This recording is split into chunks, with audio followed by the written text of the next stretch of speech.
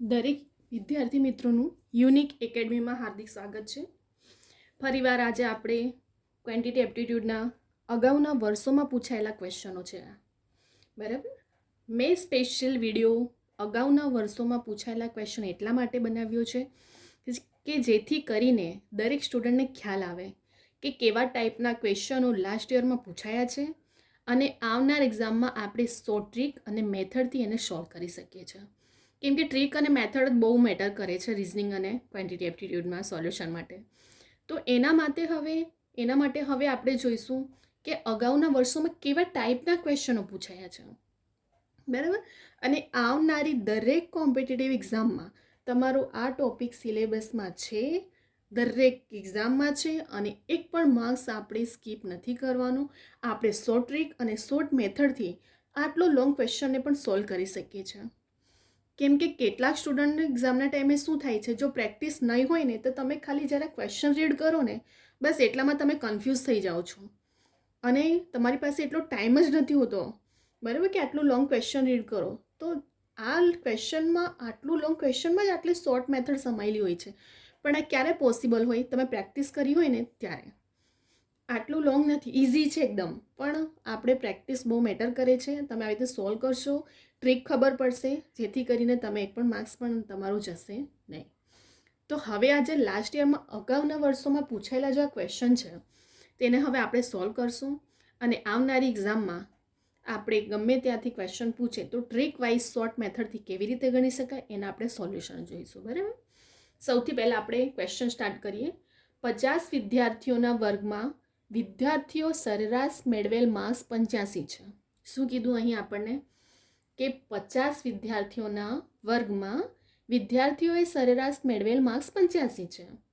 હવે સૌથી વધારે માર્ક્સ મેળવનાર 4 વિદ્યાર્થીઓને બાદ કરીએ. શું કીધું છે અહીં કે સૌથી વધારે માર્ક્સ મેળવનાર 4 વિદ્યાર્થીને બાદ કરીએ તો બાકીના વિદ્યાર્થીઓની સરેરાશમાં 1 માર્ક્સનો ઘટાડો થાય છે. તો સૌથી વધારે માર્ક્સ મેળવનાર 4 વિદ્યાર્થીઓની સરેરાશ માર્ક્સ જણાવો. બરાબર, અહીં ક્વેશ્ચન શું કહે છે, એક તો 50 વિદ્યાર્થીઓ છે, સરેરાશ મેળવેલ માર્ક્સ કેટલા છે એમના 85, જેમાં સૌથી વધારે માર્ક્સ મેળવનાર 4 વિદ્યાર્થીઓને બાદ કરી દેવાનું છે. તો બાકીના વિદ્યાર્થીઓની સરેરાશમાં 1 માર્ક્સનો ઘટાડો થાય તો આપણે શોધવાનું શું છે, 4 વિદ્યાર્થીઓને સરેરાશ માર્ક્સ શોધવાનું છે. તો હવે આપણે સ્ટાર્ટ કરીએ. બહુ રીડ કરવામાં એટલો બધો ટાઈમ નથી જોતો. તમે થોડી પ્રેક્ટિસ હોય તો ફટાફટ 50 વિદ્યાર્થીઓ છે, ટોટલ માર્ક્સ 85 છે. સૌથી વધારે માર્ક્સ મેળવનાર 4 વિદ્યાર્થીને બાદ કરીને જે બાકીના વિદ્યાર્થી રહે તેમાં 1 માર્ક્સનો ઘટાડો કરીને અને સૌથી વધારે માર્ક્સ મેળવનારના આપણે 4 સ્ટુડન્ટના માર્ક્સ શોધવાનું છે. તો સરેરાશમાં 1 માર્ક્સનો ઘટાડો સૌથી પહેલાં તો શોધવું પડશે. ટોટલ વિદ્યાર્થીઓ કેટલા 50, એમાંથી 4 સ્ટુડન્ટ બાદ કરવાનું છે કેમ કે વધારે માર્ક્સ મેળવનાર છે. તો બાકી કેટલા રહ્યા 46 રહ્યા. ટોટલ 50, એમાંથી 4 વિદ્યાર્થીને બાદ કરીએ તો 46 રહ્યા ગુણ્યા 1, કેમ કે 1 માર્ક્સનો ઘટાડો થાય છે એટલા માટે. તો તમે ગુણ્યા 1 કરશો તો 46 ગુણનો ઘટાડો થયો. ટોટલ સરેરાશ મેળવે 85 છે અને 46 માર્કનો ઘટાડો થયો કેમ કે 1 માર્ક્સનો ઘટાડો થયો છે બાકીના. તો 46 ગુણ બહાર નીકળી જાય તો 4 વિદ્યાર્થીઓને કેટલું 46 ભાગ્યા 4 કરો તો 11.5 રહ્યા. તો હવે આ જે બહાર નીકળેલા 4 વિદ્યાર્થીઓના છે 11.5, તેને આપણે ટોટલ સરેરાશ 85માં ઉમેરી દો, આવી ગયો આન્સર આપણો 96.5. બરાબર, ફરી એકવાર ટોટલ 50 વિદ્યાર્થીઓ છે, એમાંથી આપણને શું કીધું કે 4 માર્ક્સ મેળવનાર વિદ્યાર્થીને બાદ કરવાનું છે. સૌથી વધારે માર્ક્સ મેળવનાર છે 4 વિદ્યાર્થીઓ, તો કેટલા બાકી રહ્યા 46 રહેશે અને 1 માર્ક્સનો ઘટાડો એટલે ગુણ્યા 1 કરી દેવાનો, એટલે ટોટલ 46 ગુણનો ઘટાડો ગણાશે. હવે સરેરાશ મેળવેલ માર્ક કેટલા છે 85 છે. તો આ જે 46 ગુણનો ઘટાડો થયો ને એ બહાર નીકળેલા 4 વિદ્યાર્થીઓના છે. 4 વિદ્યાર્થી કોણ સૌથી વધારે માર્ક્સ મેળવનાર. તો 46 ભાગ્યા 4 કરો તો 11.5 એકના સ્ટુડન્ટમાં ગણાશે. તો હવે આ જે 4 વિદ્યાર્થીઓને 11.5 આવ્યું એને સરેરાશ માર્ક 85માં ઉમેરી દો એટલે 96.5 આન્સર આવી ગયો. બરાબર, ઇઝી છે, બહુ હાર્ડ નથી, ટફ નથી. સમજો ખાલી 50 વિદ્યાર્થીઓ છે એમાંથી 4ને બાદ કરી દેવાનું છે કેમ કે 4 વિદ્યાર્થીઓ સૌથી વધારે માર્ક્સ મેળવવાના છે અને 1 માર્ક્સનો ઘટાડો થાય છે બાકીમાં, તો આપણે 46 ગુણ્યા 1 કરી દેવાનું. પછી જે 4 વિદ્યાર્થીઓ છે એના ભાગે આપણે ભાગ્યા 4 કરવું પડશે ને કેમ કે 46 ગુણનો ઘટાડો થયો છે. તો 11.5 ટોટલ, તો એને 85 સરેરાશ માર્કમાં ગોળવી દો એટલે 4 વિદ્યાર્થીઓનું સરેરાશ માર્ક મળી ગયું 96.5 આપણને. હવે આપણે બીજો ક્વેશ્ચન જોઈશું. 10 વિદ્યાર્થીઓની હાલની ઉંમરનો સરવાળો 100 વર્ષ છે. શું કીધું અહીં આપણને? 10 વિદ્યાર્થીઓની હાલની ઉંમરનો સરવાળો 100 વર્ષ છે. 5 વર્ષ પહેલાં તેમની સરેરાશ ઉંમર કેટલી હશે? આવા ટાઈપના ક્વેશ્ચનો પૂછાયા છે. બરાબર. તો હવે આપણે જોઈશું 10 વિદ્યાર્થીઓ હાલની ઉંમરની સરેરાશ કેટલી છે? 100 ભાગ્યા 10 કરો એટલે 10 વિદ્યાર્થીને કેટલી મળી આપણને? 10 મળી. હવે 5 વર્ષ પહેલાં કીધું તો જે આ 10 મળી એમાં -5 કરી દો, આવી ગયા આન્સર તરત જ. આ મેથડ તમને ક્યારે તમે પ્રેક્ટિસ કરી હશે ને તો ઇઝી લાગે છે. સમજો આને કે આપણને તો 10 વિદ્યાર્થીઓની હાલની ઉંમરનો સરવાળો આપી દીધો છે 100 વર્ષ. તો 10 વિદ્યાર્થીઓનું 100 તો 100 ભાગ્યા 10 કરો એટલે 10 વિદ્યાર્થીઓનું મળી ગયો 10. હવે 5 વર્ષ પહેલાં કહી દીધું તો સરેરાશ, તો 5 વર્ષ પહેલાંની સરેરાશ એટલે જે 10 મળ્યો એના -5 કરી દો એટલે 5 આન્સર આવી ગયો. બરાબર. તો અગાઉના વર્ષોમાં આ જે ક્વેશ્ચનો પૂછાયા છે તો આવા ટ્રીકથી અગર આપણને પૂછાય તો આપણે કરી શકીએ છીએ. તમને એક રકમ ચેન્જ કરી દેશે કાં તો એવા મેથડથી તમને ક્વેશ્ચન, તો તમને એટલીસ્ટ ટ્રીક તો તમને આઈડિયા તો આવશે કે અમે કેવી રીતે ક્વેશ્ચન સોલ્વ કર્યા હતા. બરાબર. કેમ કે પ્રેક્ટિસ વગર આ પોસિબલ છે જ નહીં. પ્રેક્ટિસ બહુ મેટર કરે છે રિઝનિંગ અને ક્વોન્ટિટી એપ્ટિટ્યૂડમાં. બરાબર. Short method, short trick, short formula, અને તમે મારા દરેક વિડીયો જોશો રિઝનિંગના કે ક્વોન્ટિટી એપ્ટિટ્યૂડ, દરેકની શોર્ટ મેથડ અને ફોર્મ્યુલાના એકોર્ડિંગ મેં શોર્ટમાં કેવી રીતે સોલ્યુશન કરી શકાય એ દરેક વસ્તુ આખું ડીપમાં સમજાવ્યું છે સ્ટેપ બાય સ્ટેપ. મેં અહીં લખીને આટલું મોટું છે નહીં પણ કેટલા સ્ટુડન્ટ હોય છે તેમને સમજ નથી પડતી, એટલા માટે આખું લાઇનિંગ પોઈન્ટ ટુ પોઈન્ટ મારે લખવું પડે છે અને સમજાવવું પડે છે. બરાબર. જેથી કરીને સ્ટુડન્ટ ફરીવાર પણ જો એ વિડીયો ડાઉનલોડ કરી તો એમને ભૂલ ના થાય સમજવામાં. બરાબર. કેમ કે આટલું બધું લખવામાં તમને વધારે સમજ પડી જતી હોય તો વધારે બેટર છે. અને બીજું હું હમણાં અહીંયા ક્વેશ્ચન લખું ને હમણાં ગણવા બેસું આટલો બધો ટાઈમ 1 કલાક વિડીયો ખેંચવો એનો કોઈ મતલબ નથી. બરાબર. જેથી કરીને તમારો પણ ટાઈમ વેસ્ટ થશે અને તમે જો ટાઈમ સેવ થઈ જતો હોય તો બીજા બધા સબ્જેક્ટને પણ તમે પ્રાયોરિટી ઇમ્પોર્ટન્ટ આપી શકો છો ટાઈમ સેવ કરીને. એટલા માટે હું પહેલેથી જ આખો વિડીયો કમ્પ્લીટલી તમને લખીને સમજૂતી સાથે એક સ્ટેપ બાય સ્ટેપ દરેક વસ્તુનું પોઈન્ટ ટુ પોઈન્ટ હાઇલાઇટ કરીને સમજાવું પણ છું અને લખીને પણ રાખું છું. આ તો આના કરતાં પણ ઇઝી છે. ખાલી 46 ગુણ્યા 1 ફટાફટ ગણવું હોય આપણે તો 46 ગુણ્યા 1 મળ્યા એના ભાગ્યા 4 કરીને જેટલો સરવાળો આવ્યો અમે પ્લસ કરી દેવાનું હતું. પણ મેં આખું લાઇનિંગ લખીને સ્ટેપ બાય સ્ટેપ લખ્યું છે જેથી કરીને સ્ટુડન્ટને સમજ પડે. બરાબર. અને એક વસ્તુ પણ હું તમને પોઈન્ટ ટુ પોઈન્ટ સમજાવ્યું અહીં ક્લિયર કરો.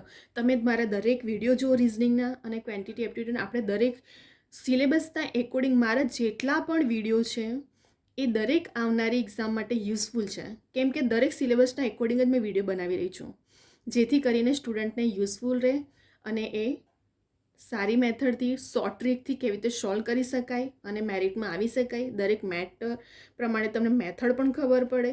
બરાબર. તો ફરી આપણે એક વખત ખાલી રિવિઝન કરી લઈએ કે અહીં આપણને ટોટલ 50 વિદ્યાર્થીઓ કીધા હતા જેમાંથી સરેરાશ મેળવેલ માર્ક્સ 85 હતો. તો સૌથી વધારે માર્ક્સ મેળવનાર 4 વિદ્યાર્થીઓને બાદ કરી દેવાનું. તો આપણે પણ બાદ કરી દઈશું. 50માંથી 4 બાદ કરો તો 46 રહ્યા. હવે 1 માર્ક્સનો ઘટાડો થાય છે તો ગુણ્યા 1 કરી દેવાનું એટલે 46 ગુણનો ઘટાડો થયો. હવે 46 ગુણ બહાર નીકળેલા 4 વિદ્યાર્થીઓના છે. આજે 46 ગુણ આવ્યા એ 4 નીકળેલા વિદ્યાર્થીઓના, તો 46 ભાગ્યા 4 કરશું તો 11.5 આપણને મળ્યું. હવે જે આ 11.5 મળ્યું ને એમાં સરેરાશમાં શોધવાનું છે સરેરાશ. તો આ 4ના મળ્યા 11.5 પ્લસ સરેરાશ 85 એટલે ટોટલ 96.5 આવી ગયો આન્સર આપણો. એવી જ રીતે બીજો ક્વેશ્ચન કે 10 વિદ્યાર્થીઓની હાલની ઉંમરનો સરવાળો આપણને કેટલું કીધો? 100 વર્ષ. તો 5 વર્ષ પહેલાંનો શોધવાનો છે તો આપણે શું કરશું? ટોટલ સરવાળો 100 અને ટોટલ વિદ્યાર્થી કેટલા? 10. 100 ભાગ્યા 10 કરો એટલે 10 મળી ગયો વિદ્યાર્થીને હાલની સરેરાશ. હવે 5 વર્ષ પહેલાં કીધું તો ખાલી માઇનસ કરી દો એટલે 5 આપણો આન્સર આવી ગયો. બરાબર. તમે એક્ઝામના ટાઈમે ક્વેશ્ચન થોડી સ્પીડ રીડ કરવાની રાખવાની, એને સમજવાની પ્રેક્ટિસ કર્યું હશે ને તો તમને નહીં ટફ પડે. બરાબર. શોર્ટ મેથડથી શોર્ટ ટ્રીકથી તમે કર્યું હશે ને તો તમને બહુ ઇઝી પડશે. અને તમે એક્ઝામના ટાઈમે જ્યારે કરો છો ને તો સૌથી પહેલાં ફટાફટ તમને જે ક્વેશ્ચનો આવડતા હોય ને એને ફટાફટ રાખો, ટીક માર્ક્સ કરવાનું. અને જે તમને કન્ફ્યુઝન લાગતું હોય એમને થોડું, જ્યારે તમારું જેટલું પણ કન્ફ્યુઝન હોય એને લાસ્ટમાં જ રાખવાનું. બરાબર. કેમ કે પછી એના લીધે શું થઈ જાય છે તમારું, કે જે આવડતા હોય ને એ ક્વેશ્ચન તમારો વિચારવામાં તમારો ટાઈમ વેસ્ટ થઈ જતો હોય છે. બરાબર. એટલા માટે હું દરેક સ્ટુડન્ટને કહું છું કે હંમેશા તમે જ્યારે પેપર અટેમ્પ્ટ કરો છો ત્યારે સૌથી પહેલાં તમને જે પણ ક્વેશ્ચન આવડતા હોય ને એને જ પહેલાં ટીક કરી કાઢવાનું. અને ત્યાર પછી તમને જો એમાં કન્ફ્યુઝન લાગતું હોય કે હા ક્વેશ્ચનમાં કન્ફ્યુઝ છે મારે તો એને એન્ડમાં રાખો, જેથી કરીને તમારી પાસે જે પ્રમાણે ટાઈમ હોય એ પ્રમાણે તમે એને સોલ્વ કરી શકો. અધરવાઇઝ તમારું જે આવડતા હશે ને સિલી ક્વેશ્ચન ઇઝી હશે ને એ પણ તમારા ટાઈમના અભાવમાં તમારે જતા રહેશે. કેમ કે તમે વિચારવામાં આમાં સમય જતો રહેશે તમારો, તો તમારે જે બાકી રહ્યા જે તમને આવડતા હતા એ પણ તમારો માર્ક્સ ગયો. અને ત્યાં ટાઈમ મેનેજમેન્ટ બહુ મેટર કરે છે એક્ઝામમાં. કેમ કે પેપર સેટર કોમ્પિટિશનને ટફ કરવા માટે જાણી જોઈને તમને ખબર જ છે કે પેપરનું વેટેજ અને લેન્થ થોડું લાંબુ જ રહે છે. તો આપણે એને શોર્ટ ટાઈમમાં કેવી રીતે કવર કરવાનું છે એ પેપર સ્ટાઇલ એ મેટર તમારા પર પેપરને અટેમ્પ કરવાની તમારી ટ્રીક પર ડિપેન્ડ કરે છે કે તમે પેપરને કેવી રીતે અટેમ્પ કરશો. જેવી રીતે તમને મેં કીધું કે હંમેશા, અને બીજી વસ્તુ કે તમારું હંમેશા એટલું યાદ રાખજો કે મેં દરેક વિડીયોમાં મેન્શન કર્યું છે કે ફાઇનલ આન્સર કી જે બને છે ને તમારી તે ઓથેન્ટિક બુકમાં જે માન્ય હોય એ પ્રમાણે, બરાબર. અને જે નેગેટિવ માર્ક્સ હોય છે ને તમારું એ જે સાચા પડેલા હોય છે ને એમાંથી તમારું માર્ક્સ માઇનસ થાય છે. તો બહુ તુક્કા મારવામાં નહીં જતા, બરાબર. ગપ્પા મારવા અને તુક્કા મારવામાં જે તમારે સાચા પડ્યા હશે ને એમાંથી નેગેટિવ માર્ક્સ માઇનસ થઈ જશે. તો આવી ભૂલો નહીં કરવાની, બરાબર. આવી ભૂલો કરવામાં ઘણા સ્ટુડન્ટો જેટલું મેરિટ રૂકે છે ને એના કરતાં વધારે માર્ક્સ આવ્યા હોય છે. ઘણા સ્ટુડન્ટ બ્રિલિયન્ટ છે પણ એમની આવી નાની નાની ભૂલોના લીધે મેરિટમાં આવતા રહી જાય છે, બરાબર. જેમ કે એક્ઝામ્પલ આપણે લઈએ કે મેરિટ આપણું રૂક્યું હોય 120 પર અને એના માર્ક્સ 130 પણ હશે સ્ટુડન્ટના અમુકના, પણ નેગેટિવ માર્ક્સ તમારા ગયા. કેવી રીતે? તમે ગપ્પા મારી અમુક ક્વેશ્ચનમાં, તો તમારા જેટલા સાચા પડ્યા હશે ને એમાંથી તમારું માર્ક્સ નેગેટિવ થશે. તો આવા ગપ્પાને તુક્કા મારવામાં ગમે તે રીતે માર્ક્સને વેસ્ટ નહીં કરશો. તમને લાગે કે હા 100% જેવું છે કે 80-90% તો જ કરો, બટ અધરવાઇઝ ગપ્પા તુક્કા મારવામાં નહીં કરતા. નહીં તો મેરિટમાં આવવાની આવી ભૂલો ઘણા સ્ટુડન્ટોને થતી હોય છે, બરાબર. અને જેવી રીતે મેં તમને કીધું કે જે તમને સૌથી પહેલાં આવડે, તમને કન્ફ્યુઝન હોય એમને લાસ્ટમાં જ રાખો.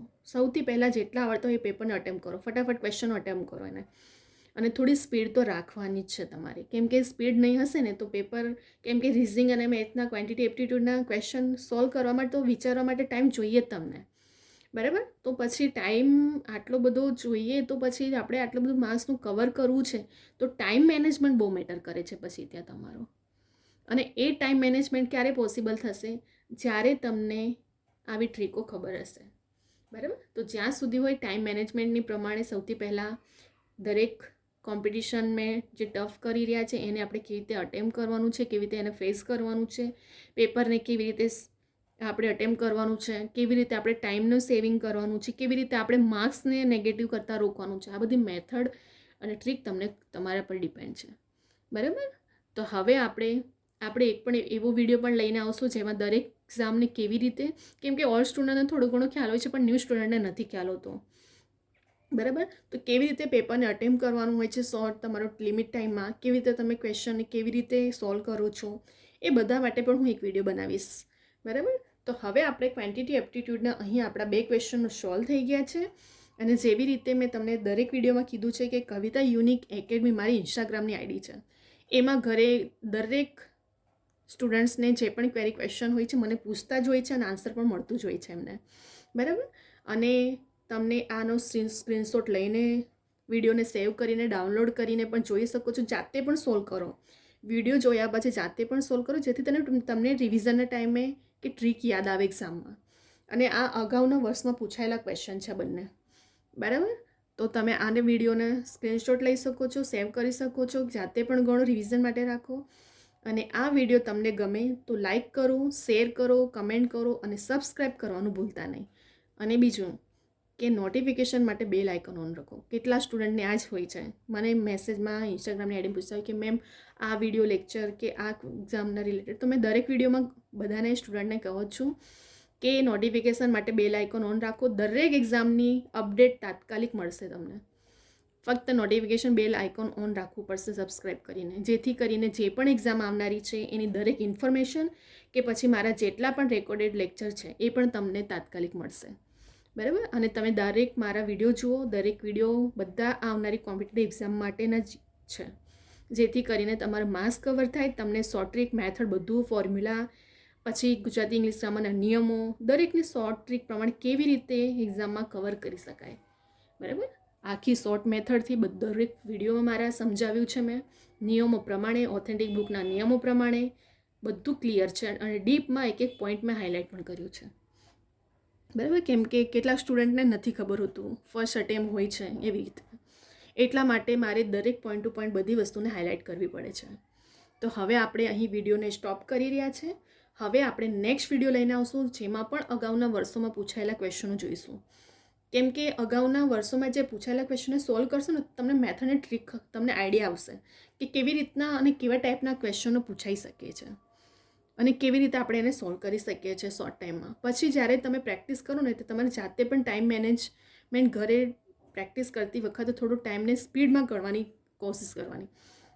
પ્રેક્ટિસ થશે ને તો એક્ઝામના ટાઈમે તમને કામ જ લાગવાનું છે. બરાબર. તો હવે અહીં આપણે વિડીયોને સ્ટોપ કરી રહ્યા છે. નેક્સ્ટ વિડીયો હવે આપણે લાવશું બીજા બધા ટોપિકો સાથે. મારા દરેક વિડીયો જોજો, જેમાં દરેક વિડીયો આવનારી એક્ઝામ માટે યુઝફુલ છે, કોમ્પિટિટિવ એક્ઝામ માટે. અને ફક્ત એવું નથી કે કોમ્પિટિટિવ એક્ઝામના સ્ટુડન્ટ માટે જ, દરેક સ્ટુડન્ટ માટે યુઝફુલ છે, 9, 10, 12, 11. બરાબર. તો હવે આપણે નેક્સ્ટ વિડીયો સાથે બીજો ટોપિક લઈને આવશું.